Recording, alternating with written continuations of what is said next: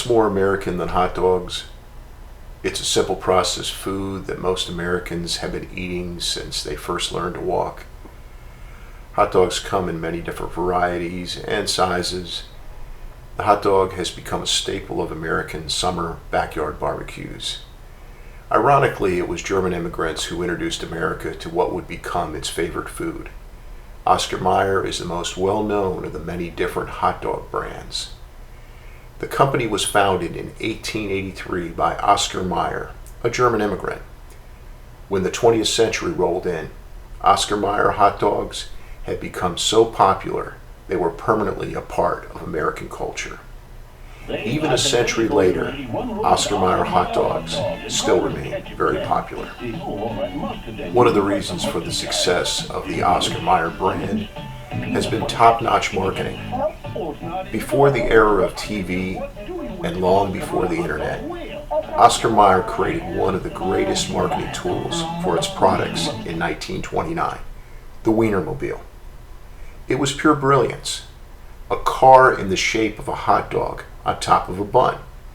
Not only would this strange-looking vehicle draw stares, but it would permanently implant into many onlookers' minds the message that Oscar Mayer is synonymous with hot dogs. This is the type of advertising that every Madison Avenue executive dreams of creating.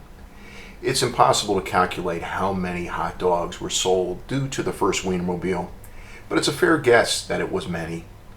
The clever aspect of the Wienermobile was that it was mobile, allowing it to easily move from city to city, bringing the Oscar Mayer sales pitch to many potential new customers. Since the first Wienermobile, there have been many more over the years built on different platforms, including Chevrolet, Dodge, Ford, etc. chassis. Fast forward to 2016, there are 8 Wienermobiles currently in service. 2 are Mini-Me versions that are based on the Mini Cooper S. The other 6 are the big Wienermobiles that most of us are familiar with. These are all built on the GMC W Series truck platform. It is the most heavy-duty platform ever used by a Wienermobile. Unlike many of the previous Wienermobiles, this modern version provides plenty of acceleration punch. It's powered by GM's 6-liter LS Series V8. Since this 6-liter LS V8 is used on a truck platform, it's a safe guess that it's either the LQ4 or LQ9 version. The LQ4 produces between 300 and 325 horsepower and around 370 pound-feet of torque. The LQ9 produces around 345 horsepower and 380 pound-feet of torque. The LQ9 is the newer of the two, but it has been around for 15 years. The last major Wienermobile redesign was back in 2004, and both the LQ4 and LQ9 were being produced at that time. The LQ9 would have been the more pricey engine, but also more powerful. Somewhere inside the Wienermobile bun, no bun or pun intended, is the answer to this mystery. Imagine my surprise when I stumbled across one of these Wienermobiles over 4th of July weekend, and this was in 2016. Just a few short miles outside of Washington, D.C., there's no time during the year when hot dogs are consumed in greater numbers than on the 4th of July. So it came as no surprise that a Wienermobile would make its trek to the nation's capital during this special weekend. I've attended many automobile press events and seen so many different types of automobiles over the years, but I have never encountered the Wienermobile before this special day. That is why this chance meeting was such a nice surprise. I happened to stumble across it in a hotel parking lot. I wasn't the only one getting a closer look and taking pictures. A Ferrari Enzo couldn't have attracted as much attention.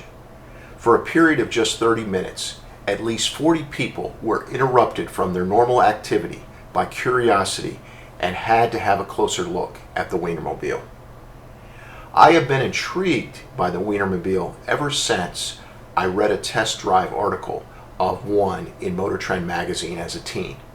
Surprisingly, Motor Trend at the time ran it through all the performance tests like any new car of that era. As you could probably guess, It accelerated as slow as a 500-pound fat man jogging and handled like an ocean liner taking an emergency hairpin turn. None of that mattered. The Wienermobile didn't lose its broad appeal due to its crummy performance numbers. It's a symbol of the ultimate marketing tool, and only Oscar Mayer had the guts to build something so ridiculously juvenile and to continue to do so many times over. My guess is if Motor Trend were to test the current 6-liter V8 powered Wienermobile, the numbers wouldn't be so bad. I have seen many of these specialty built vehicles. Most look good from a distance, but from up close, the flaws and sloppy bodywork or shoddy fitment of panels is easily apparent. Not here. I was surprised of the excellent fit and finish of the Wienermobile. All the seams and panels seem to be perfect. A lot of professional body and panel work occurred in the process of its construction. Additionally, no cheap materials were used in its construction. It's obvious there were no shortcuts taken. The Wienermobile is solidly constructed. It's not easy putting a massive curved fuselage on top of a truck platform, but the builders made it seem easy, like riding a bike. Another thing that struck my attention was someone in the design phase had actually shaped the exterior for optimum aerodynamics. At least as optimum as you could expect for a car that looks like a gigantic hot dog on a bun. Even the front headlamps and rear LED tail lamps fit the streamlined body perfectly. The Wienermobile is set up like a coach bus, where there's only one point of entry into the cabin. There's one door located on the passenger side in the midsection of the vehicle. The interior has a configuration like a Learjet. A center aisle that provides easy access to all 6 seats.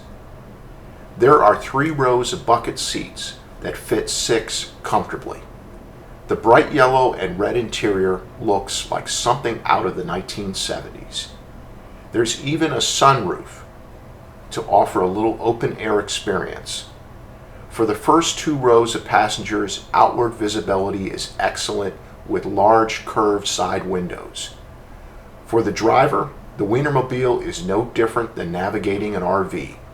There's the tall ride height and the large truck-like side mirrors. The Wienermobile didn't disappoint.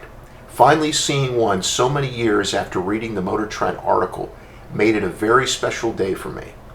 Sometimes the most unexpected encounters with cars can be the best. The Wienermobile proves this beyond a shadow of a doubt.